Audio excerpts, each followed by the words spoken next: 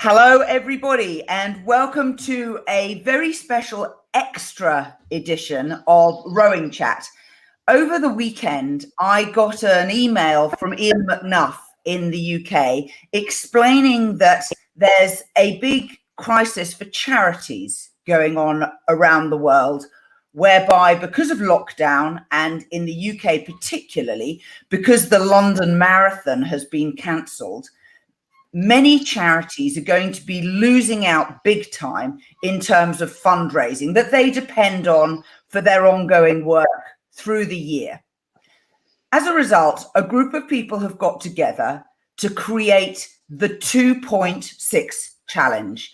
And today I'm joined by two very special guests who are going to tell us a little bit about how different countries are responding to the challenge and how you can get involved.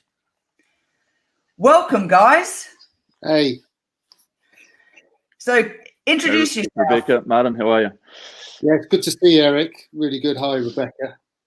So I'm Martin Cross, and most people that row would know me through my voice because I'm World Rowing's TV commentator. In a previous life, I was a World Championship and Olympic rower. Which is one reason I'm involved in this 2.6 challenge. Mate, sure. Don't talk down just a rower, buddy. You can do the rest, Eric. That's all right. No, hey guys. Yeah, Eric Murray. Once was athlete. Now stay-at-home dad doing bits and pieces around the place. Yeah, look, I think Rebecca's going to sum it up quite well. That yeah, she's in pretty interesting times at the moment. So we're all trying to do our little bits and pieces here for, like, A, motivating people, B, getting out, getting participation where possible, and obviously, yeah, we've got some charity things coming up, and New Zealand, I guess all of the Commonwealth will be sort of pushing for the Anzac Day, commemorations that are coming up, especially New Zealand and Australia coming up this weekend. So let's kick off by watching the video that Martin and Ian sent through to me. That'll tell you a little bit about how this is going down and what you can expect.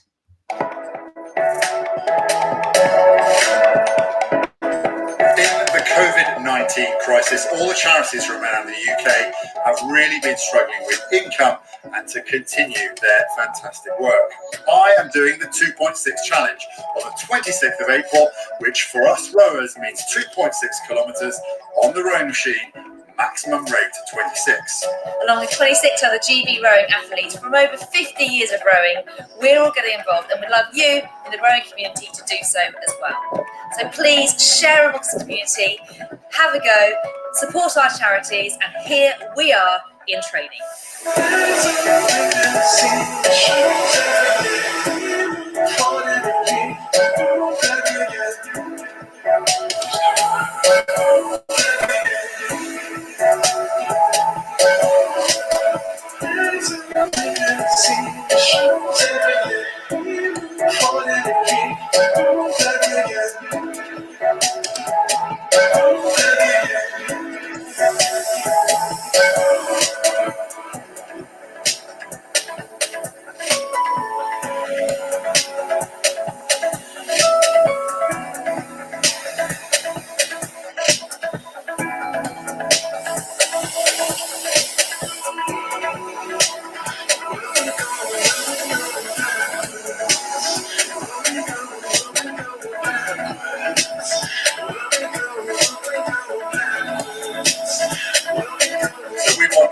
Community to do their bit, come out and do the 2.6 challenge and support all of the charities of their individual choice from all around the UK.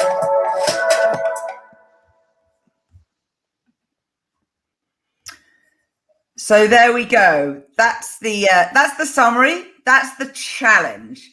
Martin, talk to us about how you got involved in helping to organise this response.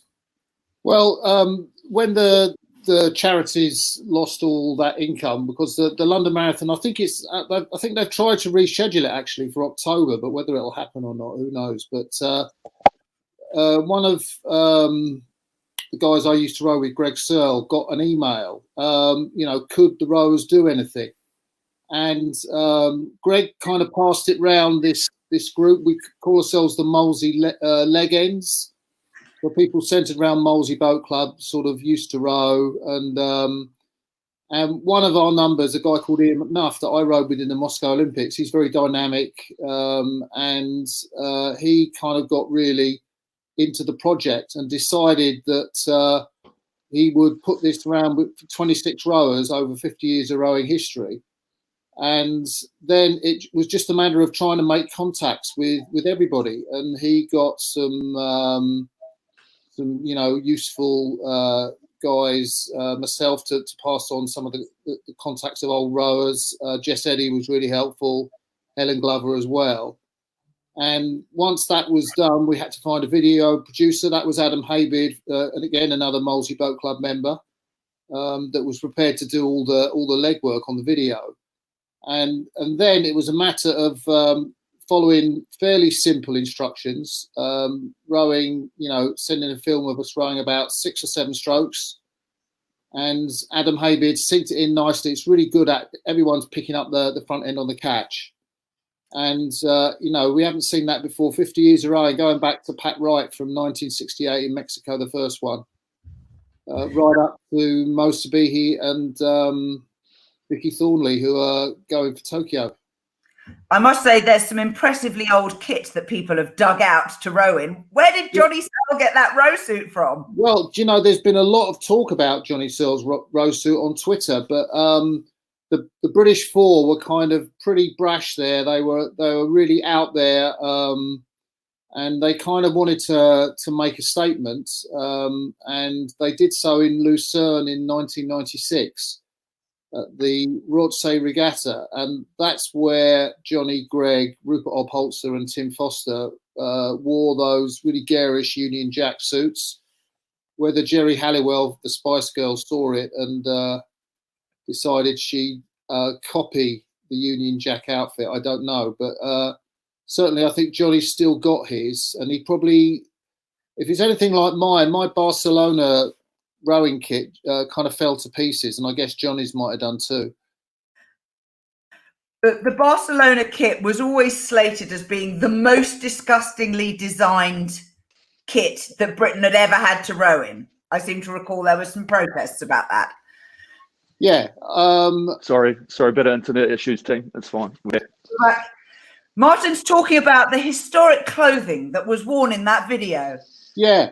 Well, I want to talk about the stuff because the video jumped, so it jumped over me. So I was the only one who didn't get shown. But I was rowing. Okay. Yeah, I know. I'm gutted. I was rowing in the kit that I won the gold medal in Los Angeles, which for 20 or 30 years, my mum and dad had the kit around down their house. Used to bring it out and show people, and I got hold of it. So that was kind of shorts and top, but everyone there was people rowing in the Seoul Olympics kit, the Sydney Olympics kit. Everybody seems to have rummaged at the bottom of their kit drawers and got out the kit they used to row in. I've literally only got, I think I've only got about 2 or 3 row suits from my time left. Like I've definitely got the Olympic ones. I think it might be one other, but that's it. Like most of them. Oh mate, we dare I say it, we only used to get like 1 or 2 row suits a year for our kit. We'd get a training one, but like racing. And at the Olympics, you'd get like 2 or 3. So we were lucky around them. But when you're donating them to charity auctions and big fundraisers and stuff like that, it just disappears so fast. But I guess that's the cool side of it as well, is one part. Certainly is. Now, we've got people watching us live online. Lots of thumbs up and love hearts coming through. Firstly, a fan from the Seattle area of America, Tara. Eric, she's all yours. Oh, hey, Tara. Hey, if you want to join in on the Anzac challenge, even though we won't hold it against you being American, it's fine. look, we've got a pretty cool thing coming up here in New Zealand. We've been working with like Australia Rowing and stuff, because I created a little bit of an event called the Eric Murray Challenge. Now, I had to do that because of some trademark names around the Mardi Carp and bits and pieces, and I did an event for the kids to get out and race because they had lost their champs. And so we actually teed it off what the British system do, where at the bricks they do 4 minutes for under 15, 5 minutes for under 16. So we did a timed event, and we just saw who could clock the most meters. Then off the back of that, we all sort of got together on an email and said, look, what can we do for Anzac Day? So we just want people to row as far as they can. And we want to see which country can do the most number of multiples of 2,504 meters, which is the 25th of April. And so it's just a fun thing that people can get involved with. And we want people, because at the moment, Anzac Day's always been dawn services, Charities going out collecting poppies for the RSA here in New Zealand, RSL and Aussie. And so, yeah, we just want to do something. At the moment, there's a thing rotating around Facebook, probably similar to the NHS thing they did in the UK. And so people basically at dawn, 6:30 in the morning, go out to your driveway, have a look down your road, see your neighbours, show you a bit of respect, because that's what's generally happened here in New Zealand. So probably do that on the weekend, which would be a bit of fun. And then, yeah, got to clock out some meters. So just for people listening who are from not from these countries, Anzac Day is the equivalent of Veterans Day or Remembrance Sunday in the UK. So it's when we remember the servicemen who fought for our countries, for our freedoms in the past.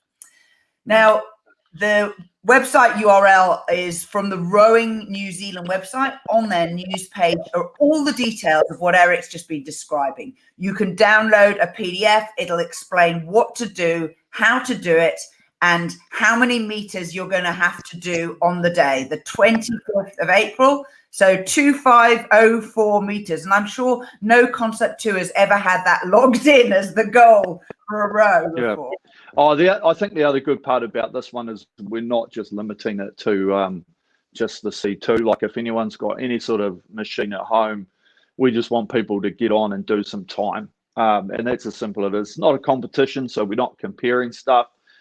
We just want people to get on and, through all the social media stuff, you'll see how we can log. We want you to actually log that number, so then we can actually, even though there is this, I should say, there is a slight competition element where we want to see who can do that multiple, whether it's Australia or New Zealand. So you can fill an online form in with the number of meters that you do, but if you're going to put in something like you did 50,000 meters or whatever, we'd be like, oh, I don't know if you sat on the machine for like 4 hours, So yeah, it's an honesty thing, but it's a day where if you're not honest, mate, you got to check your morals. Looking back to the UK, here's the URL for the justgiving.com website. Martin, do you know the details of what's on there? Yeah, well, everybody is getting around, particularly those that are involved in the film, but also the wider rowing community. And they are saying we're going to row the 2.6 kilometres. Or any activity of 26. You could be 26 stairs. Could do that multiple times, like Eric said, or go around the block 26 times. It could, it can be quite creative. But people already put it on their Just Giving page exactly what they're doing on this 2.6 challenge. So it's really creative. And the Molesey leg ends that I know, all the guys, there's quite a lot of guys, most of whom weren't on that film, but they're all going to be rowing the 2.6 challenge and donating to their favourite charities this weekend. So if you go to that page, it is for UK charities. You can say, I want to donate or I want to take part. If you want to take part, you write in the name of your charity and the Just Giving page finds it and will match you up. And they match up any registered UK charity. I've already found a great guy here who's doing a row. He's called Tim, and he's doing it for the Royal Star and Garter home in Richmond, which is a very well-known home for returned servicemen. He's been talking about how he's going to do 26 miles. and he wants to do it in a single go. His update: I had a good training session this evening, half marathon distance in 90 minutes with 15-minute break in the middle. I think the main problem is going to be the hard seat. So someone suggested I stick some bubble wrap on it. Not sure that's going to work for you, Tim, but hey, good luck. Creative. It's creative as hell. That's a good man. Eric, what are you going to be doing? When are you starting your 2.5?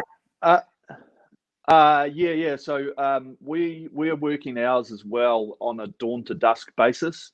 So the idea is for people to do it between, I think it's 6:33 a.m. here in the morning and 6:25 at night or whatever we are, with the actual dawn and actual dusk times, which is the, like those are the I guess the key points when you're talking about Anzac Day itself. It's the day from when the sun comes up to when it sets, and it's all that remembrance side. So I'll probably be on there first thing in the morning, I guess, pump it out, probably just do an hour or something, see how fast. Yeah, I'm not as far as it used to be, unfortunately, but hey, we're all doing our little bits, and then that's what it's about.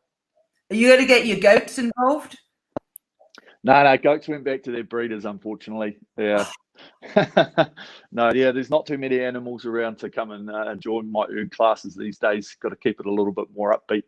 It's not so. Yeah. Well, he might make an appearance. I'll get him to get on there and do it. Actually, he'll love it. He'll do. He might do 500 meters for me.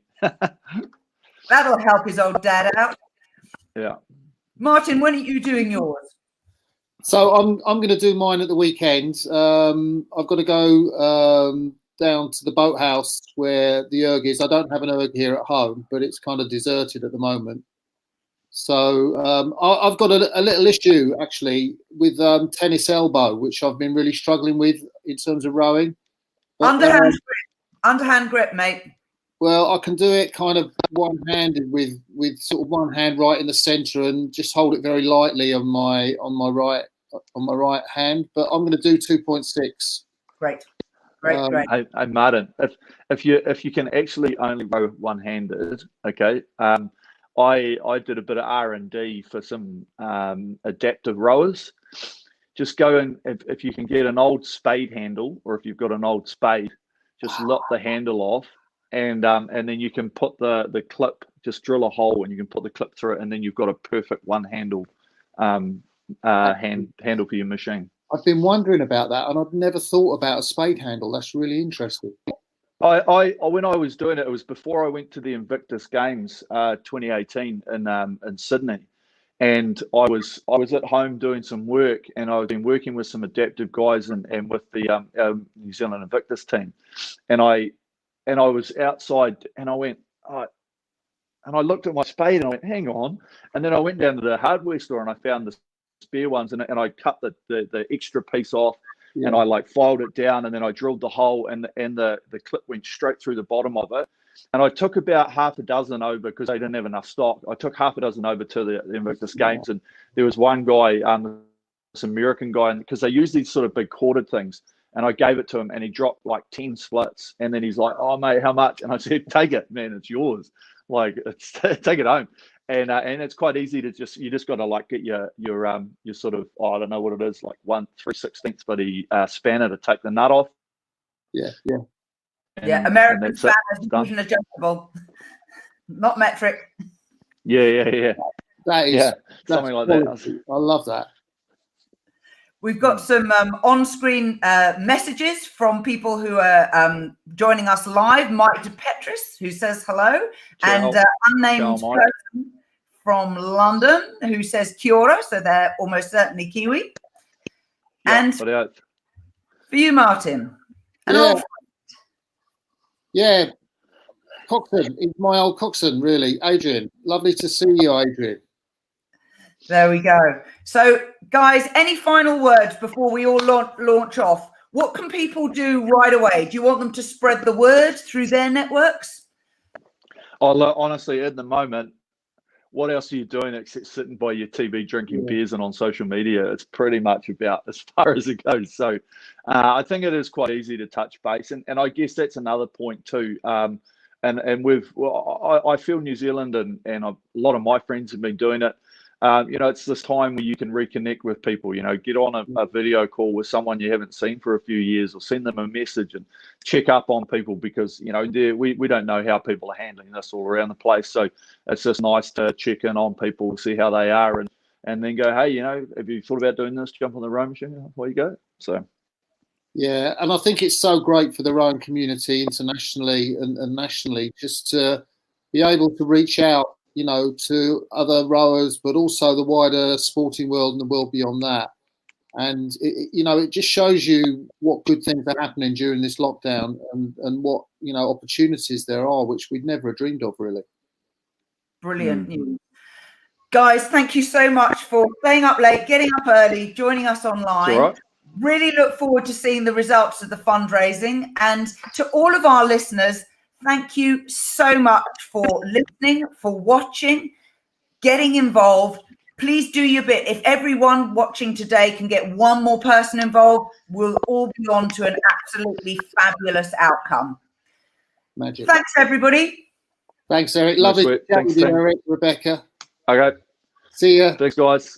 Bye. See you later.